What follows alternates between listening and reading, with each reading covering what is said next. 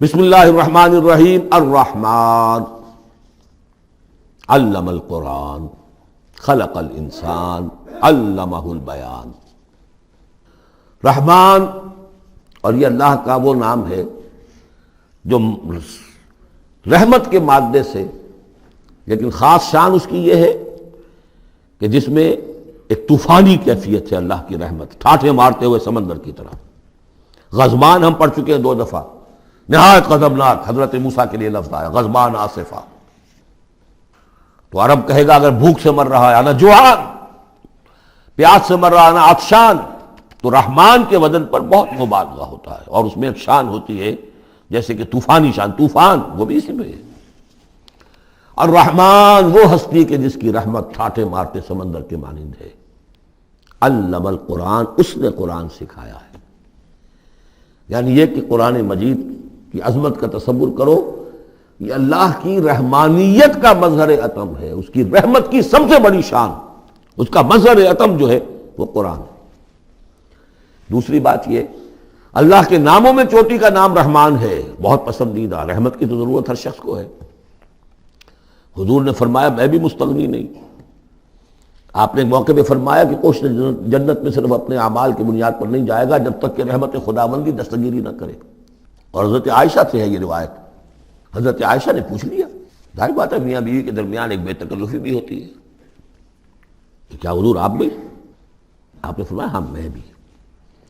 الا ان یتغمدنی ربی برحمتہ، میں بھی جنت میں نہیں جا سکوں گا مگر اس صورت میں کہ میرا رب مجھے اپنی رحمت سے ڈھانپ لے۔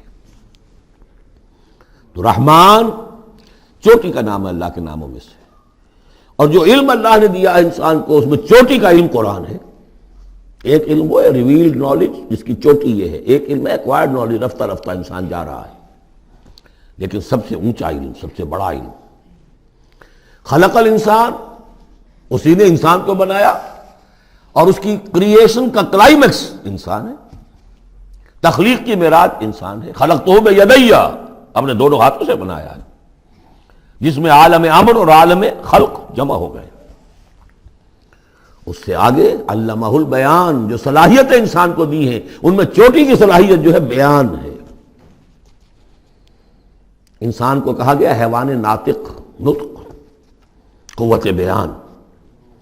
اور یہ بات ہمیں معلوم ہے کہ یہ جو انسان کا جو برین ہے، ظاہر بات ہے گوریلاز میں بھی ہے، چمپینزیز میں بھی ہے، اور بھی حیوانات کے اندر بھی ہے، گھوڑے کا بھی برین ہے، لیکن یہ برین جیسے جیسے رفتہ رفتہ لوئر اینیمل سے اوپر آپ آ کر دیکھتے ہیں، ہائیسٹ انسان کے اندر آ کر اس کا جو گرے میٹر ہے، وہ جو ہائیسٹ ایوالوڈ فارم ہے، اس میں مختلف ایریاز ہیں۔ یہ ویژن کا ایریا ہے، آنکھ سے جو انفارمیشن جا رہی ہے وہ پھر ڈسائفر ہوتی ہے گرے میٹر کے اس پچھلے حصے کے اندر، ہیئرنگ ایریا ہے۔ لیکن سب سے بڑا رقبہ جو ہے وہ ہے سپیچ سینٹر، اور اس کے 2 حصے ہیں، دوسرے کی بات سننا اور سمجھنا، پھر اپنی بات کہنا۔ یہ 2 ایسپیکٹس ہیں اس کے۔ تو سپیچ سینٹر، اس میں دونوں چیزیں آ جائیں گی، کلام کا فہم اور پھر کلام کو دوسروں تک پہنچانا۔ تو علمہ البیان، اللہ نے صلاحیتیں تو اور بھی دی انسانوں کو بہت سی، آنکھ بھی دی، کان بھی دیا، لیکن یہ آنکھ اور کان تو حیوانات میں بھی ہے، بلکہ بعض حیوانات کی بصارت ہم سے کہیں زیادہ آگے ہے۔ بعض حیوانات وہ ہیں کہ جنہیں روشنی کی بھی ضرورت نہیں دیکھنے کے لیے، بغیر اندھیرے میں بھی دیکھتے، ہم تو اندھیرے میں نہیں دیکھ سکتے۔ اس طرح کان، گھوڑے کا کان جو ہے اس کے کان کھڑے ہو جاتے ہیں اینٹنا کی طرح سے، اگر کہیں سے آہٹ ہو، جب یہ آپ کے گھوڑ سوار نے کچھ نہیں دیکھا، کھلا سنا ہے، لیکن ذرا سی آہٹ کہیں کی گھوڑے نے سن لی۔ اس حوالے سے باقی چیزیں جو ہیں ان میں تو یہ کہ علیحدہ علیحدہ گنا جائے گا تو صلاحیتیں باقی شاید انسان سے بہتر بھی دوسرے حیوانات میں ہیں۔ سونگھنے کی صلاحیت کتے میں جتنی ہے ہمارے پاس تو 1/100 بھی نہیں ہے۔ حیوانات میں سونگھنے کا ایریا جو ہے وہ بہت بڑا ہوتا ہے برین کے اندر، وہ سونگھ کر چیزوں کو اندازہ کرتے ہیں کھانے کی ہے کہ نہیں ہے۔ لیکن انسان کے ہاں آ کر ہائیسٹ لیول آف برین میں یہ اسپیچ سینٹر ہے۔ اب یہ جو 4 آیتوں سے 3 جملے بنے، الرحمن آیت 1 ہو گئی لیکن جملہ تو نہیں بنا۔ الرحمن مبتدا ہے، علم القرآن خبر ہے، جملہ اب بنا، تو جملے 3 ہوئے، الرحمن علم القرآن خلق الانسان علمہ البیان۔ اس کو جو ریشو پروپورشن کا قاعدہ ہوتا تھا نسبت و تناسب کا حساب میں ارتھمیٹک میں 3 ویلیوز دی گئی ہیں، چوتھی تلاش کرو۔ چوتھی ویلیو اس میں کیا ہے جو مضمر ہے، چھپی ہوئی ہے؟ انسان کو جو بہترین صلاحیت اللہ نے دی ہے قوت بیان، اس کا مصرف بھی ہونا چاہیے بہترین۔ اس کا بہترین مصرف یہ ہے کہ قرآن سمجھو اور سمجھاؤ، قرآن پڑھو اور پڑھاؤ۔ جیسے کہاوت ہے کہ توپ اس لیے نہیں بنتی کہ اس سے مکھیاں ماری جائیں، اسی طرح اتنی بڑی صلاحیت جو تمہیں اللہ نے دی ہے، اسی صلاحیت کو وکلاء استعمال کرتے ہو، جو اچھا آرگو کر سکے اس کی فیس بڑھتی چلی جاتی۔ ڈیماگوگ کوئی لیڈر ہے، بڑی اچھی تقریر کر سکتا ہے، وہ مرنے مارنے پر جو ہے مجمع کو آمادہ کر دے گا، لوگوں کو آمادہ کر دے گا، وہ اپنی گردنیں کٹوا دیں گے، لیڈر بن جائے گا۔ تو یہ صلاحیت جو ہے اس لیے نہیں ہے کہ تو دنیا میں لیڈریاں اپنی بناؤ اس کے ذریعے سے، اس کا مصرف کیا ہے؟ قرآن سمجھو اور سمجھاؤ۔ یہ ہے بیان، اللہ کا بیان۔ اس بیان کو سمجھنا، پہلے تو اسپیچ سینٹر کا وہ حصہ جو ہے اس کو سمجھے، اور پھر اسپیچ سینٹر کا جو دوسرا جو حصہ ہے وہ اس کو بیان کرے۔ چنانچہ اس کو کھول کر بیان کر دیا محمد رسول اللہ صلی اللہ علیہ وسلم نے۔ حدیث ہے آپ کی جس کے راوی ہیں عثمان ابن عفان۔ دیکھیے نام کے اندر بھی وہ قافیہ مل رہا ہے، الرحمن علم القرآن خلق الانسان علمہ البیان عن عثمان ابن عفان۔ اب عفان کے بیٹے عثمان نے روایت کیا، حضور نے فرمایا خیرکم من تعلم القرآن وعلمہ، اور خیر یہاں پر سپرلیٹو کے سنس میں آ رہا ہے، تم میں بہترین لوگ وہ ہیں جو قرآن سیکھیں اور سکھائیں۔ اب سورہ قمر کے فوراً بعد یہ وَلَقَدْ يَسَّرْنَا الْقُرْآنَ لِلذِّكْرِ فَهَلْ مِن مُدَّكِرٍ الرحمن علم القرآن خلق الانسان علمہ البیان الشمس والقمر بحسبان۔ یہ سورج اور چاند سب ایک حساب کے ساتھ ہیں، ان کی گردش حساب کے ساتھ ہے، اسی حساب سے دن بن رہے ہیں، راتیں بن رہی ہیں، ہفتے اور سال اور مہینے بن رہے ہیں۔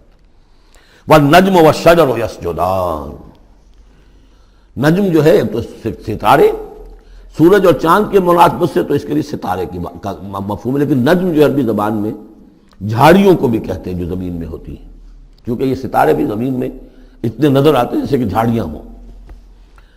والنجم والشجر یسجدان، شجر کے حوالے سے ترجمہ کرتے ہیں تو وہ جھاڑیاں، یہ بھی سجدہ کرتے ہیں، اللہ کے سامنے سربسجود ہوتے ہیں، ان کے سائے، جیسا کہ کئی دفعہ آ چکا ہے۔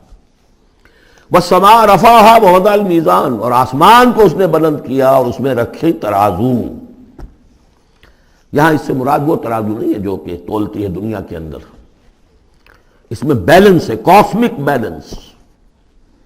آسمان اور زمین کے اندر، آسمان میں جتنے اجرام سماویہ ہیں، ان کو جو چیز تھامے ہوئے ہے، قائم رکھے ہوئے ہے، وہ ایک بیلنس ہے۔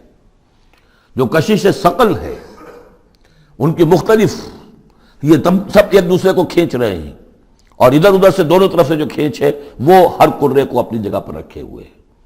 یہ بیلنس جب ذرا سا گڑبڑ ہوگا اور یہ کرے آپس میں ٹکرا جائیں گے، فاصلے ہی کہیں تو ہوتا ہے conversely proportional to the distance, لہذا وہ جو گریویٹیشنل فورس ہے، اگر ایک طرف سے ذرا فاصلہ کم ہو گیا، اس کا مطلب دوسری طرف بڑھ گیا، تلپٹ ہو جائے گا۔ تو یہ کاسمک بیلنس ہے۔ وَالسَّمَاءَ رَفَعَهَا وَوَضَعَ الْمِيزَانَ أَلَّا تَطْغَوْا فِي الْمِيزَانِ، دیکھو اس میزان میں، اس توازن میں، یہ جو بیلنس ہے یہاں کا، اس میں کوئی کمی بیشی نہ کرو، بد زیادتی کرو۔ وَأَقِيمُوا الْوَزْنَ بِالْقِسْطِ وَلَا تُخْسِرُوا الْمِيزَانَ، اور قائم رکھو وزن کو قسط کے ساتھ، عدل کے ساتھ، اور اس کے اندر کہیں کوئی کمی نہ کرو، نہ تطغوا نہ تخسروا، نہ کمی نہ زیادتی۔ کہیں فاصلہ بڑھ جائے گا تب بھی خرابی، کہیں فاصلہ کم ہو جائے گا تب بھی خرابی۔ وَالْأَرْضَ وَضَعَهَا لِلْأَنَامِ، الفاظ کی مناسبت سے بعض لوگوں نے سمجھا کہ ترازو ہی مراد ہے، تو ٹھیک ہے، اس میں کوئی حرج نہیں ہے اگر مراد لی جائے، لیکن ترتیب دیکھیے جس طرح یہ آ رہا ہے، الشمس والقمر بحسبان۔ اب اس کے حوالے سے یہ گویا کہ کاسموس کی بات ہو رہی ہے، اس کاسموس کی بات کے بعد نیچے اتر کے وَالْأَرْضَ وَضَعَهَا لِلْأَنَامِ، تدریجاً نیچے آ رہے ہیں، اور زمین کو ہم نے بنا دیا، رکھ دیا لوگوں کے لیے، پست کر دیا، ان کے قدموں میں بچھا دیا اپنی مخلوقات کے لیے۔ اور مخلوقات میں انسان بھی ہیں، جنات بھی ہیں۔ فیہا فاکہۃ، اس میں میوے ہیں، والنخل، اور کھجوریں ہیں، ذات الاکمام، جن پر کے غلاف چڑھے ہوتے ہیں، والحب ذو العصف، اور اناج ہے جس کے ساتھ بس بھی ہوتا ہے، والریحان، اس کے دو ترجمے ہیں، ایک تو یہ کہ اور خوشبودار پھول بھی ہیں، یا یہ کہ اور دوسری غذائیں بھی ہیں۔ فَبِأَيِّ آلَاءِ رَبِّكُمَا تُكَذِّبَانِ، عام طور پر جو ترجمہ ہے اس میں اعلیٰ کا ترجمہ کیا گیا ہے نعمتیں، لیکن اصل میں یہاں نعمت، قدرت، ان دونوں کو جمع کیجیے۔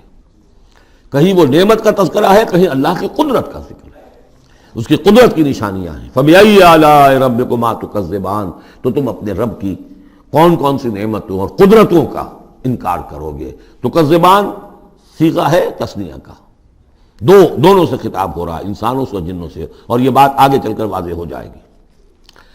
خلق الانسان من صلصال کالفخار، ہم نے بنایا انسان کو اس صلصال سے، اس سوکھی ہوئی خشک مٹی سے، وہ گارا سنا ہوا گورا، صلصال من حمأ مسنون، اور جب وہ اتنا سوکھ گیا کہ کھنکنے لگا، کالفخار، جیسے ٹھیکرا ہوتا ہے، اسے بنایا۔ وَخَلَقَ الْجَانَّ مِن مَارِجٍ مِّن نَار، اور جنات کو ہم نے بنایا آگ کی لپٹ سے، جس کو کہ ہم اس سے پہلے پڑھ چکے ہیں سورہ ہجر میں، نار السموم، لو جیسی ہوتی ہے جس کے اندر کی آگ ہوتی ہے۔ تو ایسے ہی وہ جو فلیم ہوتا ہے، شعلہ، اس کا ایک حصہ تو ہے جو نظر آتا ہے، اور ایک حصہ وہ جو نظر نہیں آتا۔ وہ جو اوپر کا حصہ ہے وہ ہے جہاں پہ سب سے زیادہ ہیٹ، ٹیمپریچر ہائیسٹ وہاں ہوتا ہے، وہ ہے مارج من نار۔ فَبِأَيِّ آلَاءِ رَبِّكُمَا تُكَذِّبَانِ، رب المشرقین و رب المغربین، وہ رب ہے مشرقوں کا بھی، دونوں مشرقوں کا اور دونوں مغربوں کا۔ یہ تسنیہ کی جو مناسبت سے یہاں پر مشرقین و مغربین کا، کہیں مشارق والمغارب ہے، رب المشارق والمغارب، کہیں مشرق و مغرب ہے، اور یہ سب ٹھیک ہے، مشرق و مغرب واحد کی حیثیت سے بھی درست ہے۔ اور مشرقین اور مغربین، اس وقت کا جو مشرق ہے جہاں سورج نکل رہا ہے، اس کے مقابلے میں مغرب ہے جہاں وہ ڈوبے گا، لیکن وہی مغرب وہ مشرق ہے دوسرے، ہمارا جو پیچھے جو حصہ ہے گلوب کا، اس کا مشرق ہے، اور جو ہمارا مشرق ہے وہ اس کا مغرب ہے۔ تو دو مشرق دو مغرب۔ پھر یہ کہ ہر نقطہ جو ہے زمین پر وہ مشرق بھی ہے مغرب بھی ہے، کسی نہ کسی وقت وہاں پر سورج جو ہے طلوع ہو رہا ہے، کبھی وہاں پر غروب ہو رہا ہے، تو مشارق والمغارب۔ لیکن یہاں پر تسنیہ کی مناسبت سے رب المشرقین و رب المغربین، دونوں مشرقوں کا رب مالک اور دونوں مغربوں کا۔ فَبِأَيِّ آلَاءِ رَبِّكُمَا تُكَذِّبَانِ، مَرَجَ الْبَحْرَيْنِ يَلْتَقِيَانِ، اس نے چلا دیے دو دریا جو آپس میں ملے ہوئے بھی ہیں، بَيْنَهُمَا بَرْزَخٌ لَا يَبْغِيَانِ، لیکن ان کے مابین ایک ایسا پردہ حائل ہے کہ وہ ایک دوسرے میں گھستے نہیں ہیں، داخل نہیں ہوتے، اپنی حد کے اندر رہتے ہیں۔ یہ ہیں گرم روئیں چلتی ہیں ٹھنڈے پانی کے سمندر میں، یا جیسے کہ کابل پر نظر آتا ہے دو دریا چل رہے ہیں، دریائے سندھ کا پانی علیحدہ نظر آ رہا ہے اور دریائے کابل کا علیحدہ نظر آ رہا ہے، اور یہ اٹک پر نظر آتا ہے، اور کافی دور تک پھر یہ علیحدہ علیحدہ چلتے نظر آتے ہیں۔ فَبِأَيِّ آلَاءِ رَبِّكُمَا تُكَذِّبَانِ يَخْرُجُ مِنْهُمَا اللُّؤْلُؤُ وَالْمَرْجَانُ، اور ان دونوں سے نکلتے ہیں موتی بھی اور مونگے بھی۔ فَبِأَيِّ آلَاءِ رَبِّكُمَا تُكَذِّبَانِ وَلَهُ الْجَوَارِ الْمُنشَآتُ فِي الْبَحْرِ كَالْأَعْلَامِ، اور اس کے لیے ہی ہیں، اللہ ہی کی ملکیت ہے وہ پہاڑ جیسے جہاز، جوار المنشآت، پھر جو اونچے کھڑے رہتے ہیں اور سمندر میں ایسے ہوتے ہیں جیسے پہاڑ۔ پچھلے زمانے میں بھی تو اگرچہ بادبانی ہوتے تھے، لیکن جب بادبان کھل جاتے تھے تو بڑی اونچی جو ہے بادبان ہوتے تھے ان کے، پہاڑ کی طرح، پہاڑیاں چھوٹی چھوٹی، اور آج جو کچھ چلتے ہیں بڑے بڑے جہاز، ان کو جو دیکھیں تو واقعی تو وہ پہاڑ ہوتے ہیں سمندر میں۔ فَبِأَيِّ آلَاءِ رَبِّكُمَا تُكَذِّبَانِ كُلُّ مَنْ عَلَيْهَا فَانٍ، اب یہ جو یہاں آئی ہیں اب تک آیات، اللہ کی صنائی، اللہ کی قدرت نوٹ کریں گے جب ہم سورہ واقعہ پڑھیں گے۔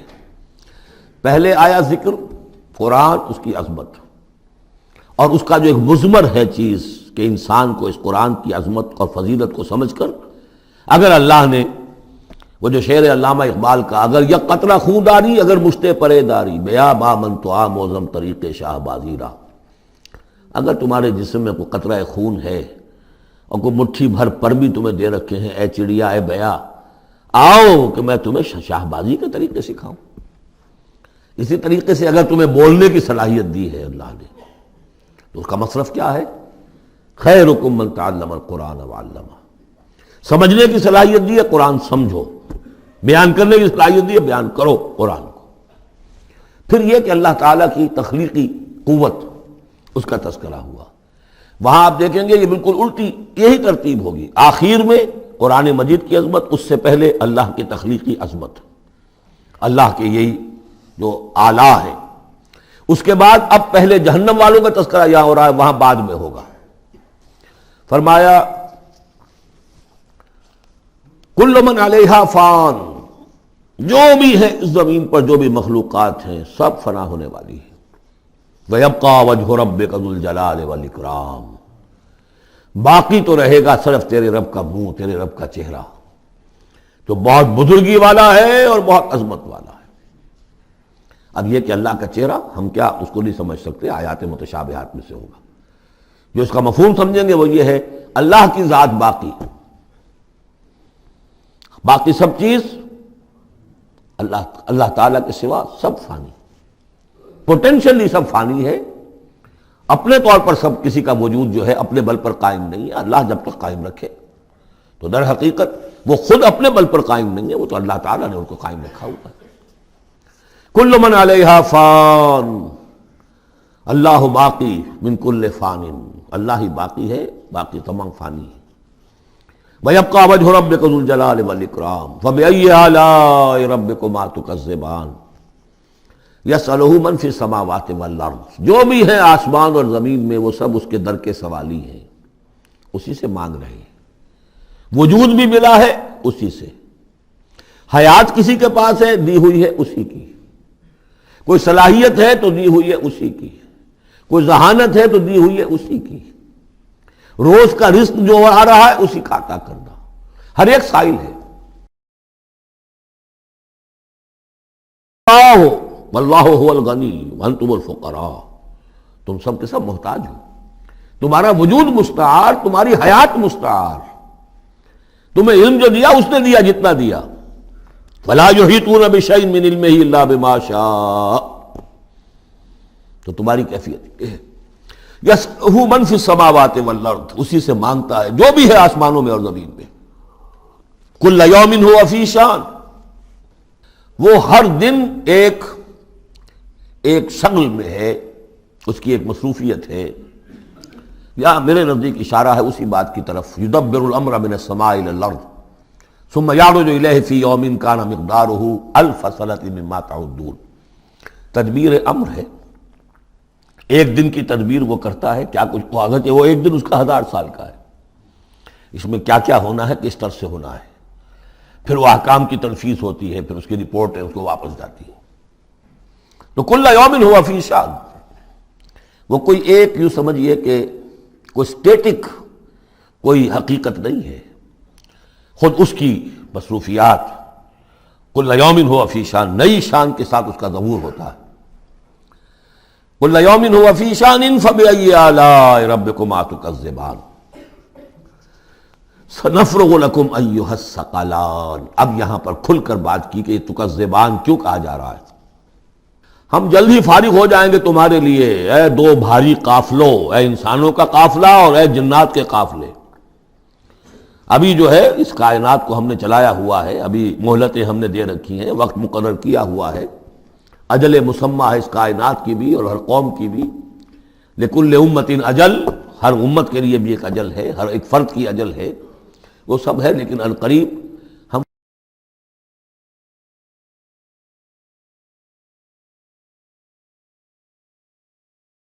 فَبِأَيِّ آلَاءِ رَبِّكُمَا تُكَذِّبَانِ، تو اے جنات اور اے انسانوں کی جماعتوں، تم اپنے رب کی کن کن نعمتوں کا اور کن کن صنائیوں کا، کن کن قدرتوں کا انکار کرو گے۔ یا معشر الجن والانس ان استطعتم ان تنفذوا من اقطار السماوات والارض فانفذوا لا تنفذون الا بسلطان فبأي آلاء ربكما تكذبان۔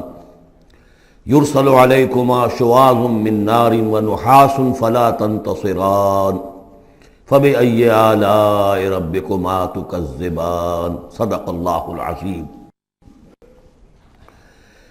چونکہ اس سے پہلے آیت آ چکی ہے سنفرغ لکم ایھا الثقلان، دو بھاری قافلے جو ہیں اللہ تعالیٰ کی مخلوقات میں سے، ایک قافلہ انسانیت اور ایک قافلہ جو جنوں پر مشتمل ہے۔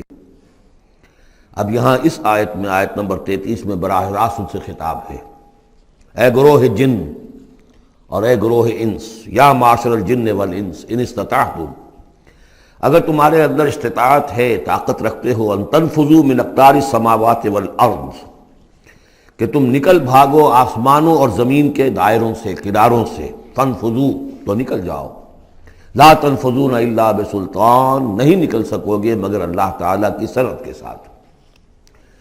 یہ آیت مبارکہ مشکلات القرآن میں سے ہے، پوری طرح ہم شاید ابھی نہ سمجھ پائیں جب تک کہ اور ہمارا علم جو ہے کائنات کے بارے میں، کاسموس کے بارے میں اور علم بڑھ نہیں جاتا۔ لیکن یہ کہ عام طور پر یہ سمجھا گیا ہے کہ یہ انسان اور جن جو ہیں ایک حد تک ان کی رسائی ہے اس کائنات کے اندر، اس سے آگے نہیں۔ جیسے کہ آ چکا ہے، میں پہلے بھی بیان کیا ہے کہ جنات کے لیے غالباً یہ ہمارا جو سولر سسٹم ہے، یہ پورا جو ہے یہ ان کی جولان گاہ ہے، اس میں یہ جائیں جدھر جائیں چلے جائیں، اس سے آگے نہیں۔ انسانوں کا معاملہ یہ ہے کہ وہ اس کے اندر بھی جو بھی فاصلہ طے کرتے ہیں، وہ ظاہر بات ہے کہ وہ اس کے لیے مشینیں ایجاد کر کے جہاں تک جا رہے ہیں، لیکن اس پورے سولر سسٹم تک بھی ان کی رسائی ممکن نہیں ہوگی۔ لیکن یہ کہ ایک گمان میرا ہے جو میں آپ کے سامنے پیش کر رہا ہوں کہ قرآن مجید جب آسمانوں اور زمین کی بات کرتا ہے تو وہ مراد ہوتی ہے کل کائنات، کل یونیورس، اور کل یونیورس کے کناروں سے نکل بھاگنا، اس کے کیا معنی ہے؟ اس کے معنی یہ ہے معدوم ہو جانا، یعنی یہ کہ جہنم میں پڑنے والے چاہیں گے کہ ہم معدوم ہو جائیں۔ کاش کہ جیسا کہ ہم نے پڑھا تھا سورہ نساء میں، فَكَيْفَ إِذَا جِئْنَا مِن كُلِّ أُمَّةٍ بِشَهِيدٍ وَجِئْنَا بِكَ عَلَىٰ هَٰؤُلَاءِ شَهِيدًا، اس روز انسان چاہیں گے کہ اس طرح زمین شق ہو جائے، وہ اس میں دھس جائے اور زمین اوپر سے برابر کر دی جائے۔ یہ تو ہوگا یوم الحساب کو۔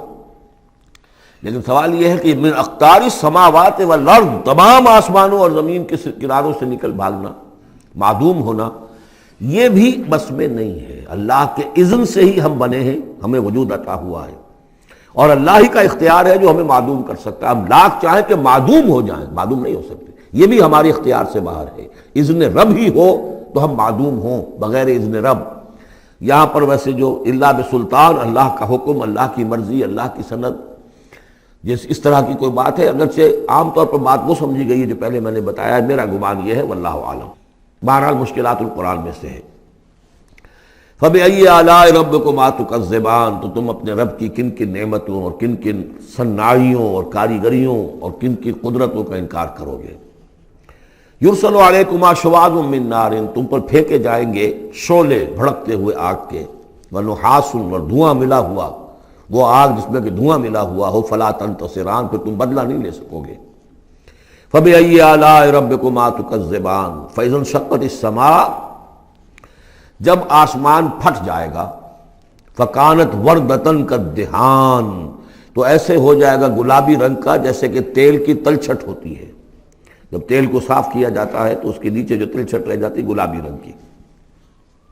فَبِأَيِّ آلَاءِ رَبِّكُمَا تُكَذِّبَانِ فَيَوْمَئِذٍ لَا يُسْأَلُ عَنْ ذَنبِهِ إِنسٌ وَلَا جَانٌ، تو اس روز کوئی پوچھنے کی ضرورت نہیں ہوگی ان کے گناہوں کے بارے میں، نہ انسانوں سے نہ جنوں سے۔ اللہ تعالیٰ پوچھے گا، حساب کتاب بھی ہوگا، لیکن یہ کہ اپنی جگہ پر ہر ایک کے چہرے پر لکھا ہوگا اس کا انجام۔ بل الانسان علی نفسہ بصیرہ، چنانچہ کئی جگہ قرآن مجید میں نقشہ کھینچا گیا ہے، میدان قیامت میں جب لوگ کھڑے ہوں گے، کچھ لوگوں کے چہرے تر و تازہ ہوں گے، کچھ لوگوں کے اوپر مردنی چھائی ہوئی ہوگی۔ جس کی مثال بہترین ہوتی ہے ہائی سکولز کے اندر، ہر سال جب ڈکلیئر کرتے ہیں امتحان، سالانہ امتحان کا نتیجہ، تو جب کھڑے ہوتے ہیں طالب علم سننے کے لیے، تو بعض لوگوں کے چہروں کے اوپر لکھا ہوتا ہے کہ یہ فیل ہونے، اس لیے کہ انہیں معلوم ہے لکھ کر کے آئے تھے ہم، اور بعض کے چہرے تر و تازہ ہوتے ہیں، انہیں اگر فکر ہوتی ہے تو اس کی کہ میں فرسٹ آتا ہوں یا نہیں آتا، بس اس کی تشویش ہو سکتی ہے، لیکن یہ کہ انہیں کوئی اندیشہ یہ نہیں ہوتا کہ وہ فیل ہو جائیں گے۔ تو فَيَوْمَئِذٍ لَا يُسْأَلُ عَنْ ذَنبِهِ انس ولا جان، اس دن پوچھا جانا ضروری نہیں ہوگا کسی سے بھی، نہ جن سے نہ انس سے، ان کے گناہ کے بارے میں۔ فَبِأَيِّ آلَاءِ رَبِّكُمَا تُكَذِّبَانِ يُعْرَفُ الْمُجْرِمُونَ بِسِیمَاهُمْ، پہچان لیے جائیں گے مجرم اپنے چہروں سے، چہرے ان کے اترے ہوئے ہوں گے، انہیں تو معلوم ہوگا۔ یعرف المجرمون بسیماہم فیؤخذ بالنواصی والاقدام، پھر ان کو پکڑا جائے گا ان کی پیشانی کے بالوں سے اور پاؤں سے، یعنی ہر ایک کو کوئی فرشتہ جو ہے وہ ادھر سے اس کی پیشانی کے بال پکڑے گا اور ادھر سے اس کی ٹانگیں پکڑ کر ٹاس کرے گا اسے۔ فَبِأَيِّ آلَاءِ رَبِّكُمَا تُكَذِّبَانِ هَٰذِهِ جَهَنَّمُ الَّتِي يُكَذِّبُ بِهَا الْمُجْرِمُونَ، جب پھینکا جائے گا اسے جہنم، یہ ہے وہ جہنم کہ جس کو جھٹلاتے رہے تھے وہ لوگ کہ جو جھٹلانے والے تھے۔ هَٰذِهِ جَهَنَّمُ الَّتِي يُكَذِّبُ بِهَا الْمُجْرِمُونَ، جسے مجرم گناہ گار جھٹلاتے رہے۔ يَطُوفُونَ بَيْنَهَا وَبَيْنَ حَمِيمٍ آن، اب وہ چکر لگاتے رہیں گے، اس آگ سے نکلیں گے، پانی پینا چاہیں گے تو وہ پانی کھولتا ہوگا، حمیم آن، کھولتے پانی کے اور اس آگ کے درمیان۔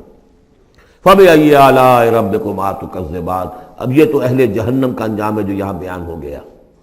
یہاں جنتیوں کے انجام سے پہلے ان کا بیان ہے، سورہ واقعہ میں پہلے جنتیوں کا بیان آئے گا اور پھر اہل جہنم کا بیان آئے گا، ترتیب عکسی۔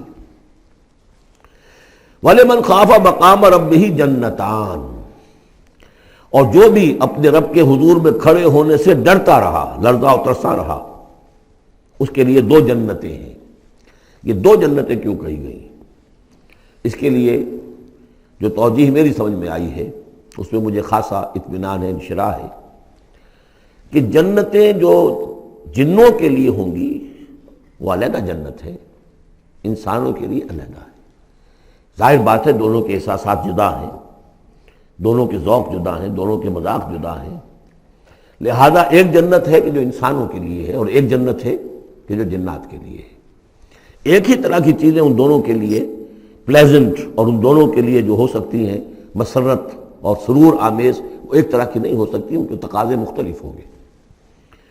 تو لمن خاف، جو ڈرنے والے ہیں ان کے لیے جنتیں فراہم کر دی اللہ نے، وہی تسلیہ کا صیغہ ہے چونکہ یہاں جنوں اور انسانوں سے خطاب ہو رہا ہے مسلسل۔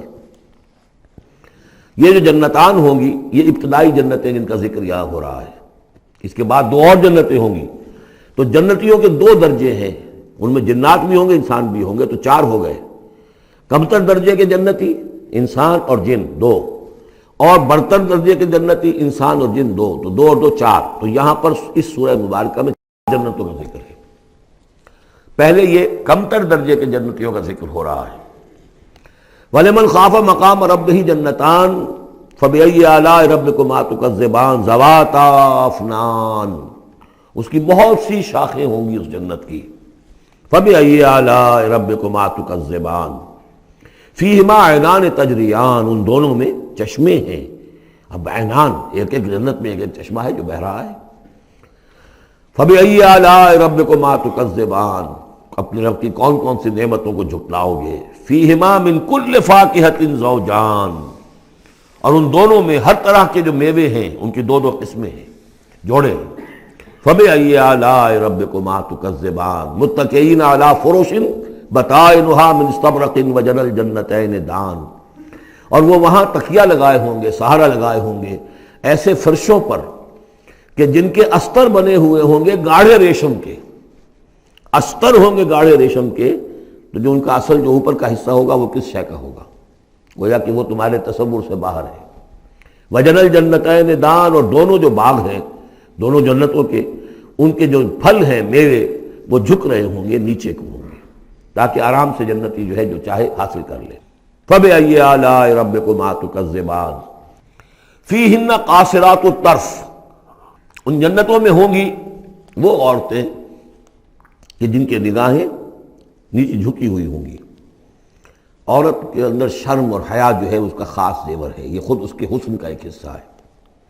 تو نگاہوں کا نیچا ہونا یہ اصل میں حیا اور شرم کی علامت ہے، نیچے نگاہ والیاں۔ لم یطمثن انس قبلہم ولا جان، ان کو چھوا نہیں ہوگا اس سے پہلے نہ کسی انسان نے نہ جن نے، ان سے پہلے۔ یعنی ظاہر بات ہے کہ جو جنوں کی جنت ہے اس میں ان کی مناسبت سے ان کے لیے بیویاں ہوں گی، اور جو مردوں کی انسانوں کی جنت ہے ان کے لیے ان کی مناسبت سے ہوں گی، اور وہ جو ہوں گی جو جنت جو جنات کی ہے ان میں جو بھی ان کے لیے ہوں گی ان کی بیویاں انہیں بھی کسی جن نے پہلے چھوا نہیں ہوگا، اور اسی طرح انسانوں کے لیے جو جنت ہوگی اس میں جو ان کو بیویاں دی جائیں گی ان کو کسی انسان نے پہلے نہیں چھوا ہوگا۔ فَبِأَيِّ آلَاءِ رَبِّكُمَا تُكَذِّبَانِ كَأَنَّهُنَّ الْيَاقُوتُ وَالْمَرْجَانُ، وہ جو ہوں گی بیویاں دی جائیں گی ان جنتوں میں وہ ایسے ہوں گی جیسے لال اور مونگے۔ فَبِأَيِّ آلَاءِ رَبِّكُمَا تُكَذِّبَانِ هَلْ جَزَاءُ الْإِحْسَانِ إِلَّا الْإِحْسَانُ، کیا احسان کا، بھلائی کا، نیکی کا بدلہ احسان اور بھلائی کے سوا بھی کچھ ہو سکتا ہے؟ ان لوگوں نے اللہ کے لیے، اللہ کے دین کے لیے، اللہ کے احکام کی پابندی میں جو کچھ بھی انہوں نے محنتیں کی، کوششیں کی، اب ظاہر بات ہے کہ اللہ تعالیٰ کو اس کا بدلہ انہیں دینا ہے انہی صورتوں میں۔ وَمِن دُونِهِمَا جَنَّتَانِ، اور ان سے پرے دو جنتیں اور ہیں۔ اب اس میں مفسرین کے مختلف اقوال ہیں، پہلی جنتیں کن کی ہیں، دوسری جنتیں کن کی ہیں، اس لیے کہ اس کے لیے دو الفاظ جو آئیں گے سورہ واقعہ میں آئیں گے کہ ایک اصحاب الیمین ہے اور ایک مقربون ہے، ایک وہ ہے جو آگے اللہ کے بہت ہی مقرب بارگاہ ہو جاتے ہیں، اولئک المقربون، اور ایک وہ ہے کہ جو داہنے والے ہیں اور ایک ہے شمال والے۔ تو ایک تو ہے بنیادی، یہ گمراہ تھے، یہ جہنمی، یہ نیک تھے، اور یہ جو ہے جنتی ہیں، لیکن ایک ہے بہت آگے والے، فالسابقون السابقون اولئک المقربون،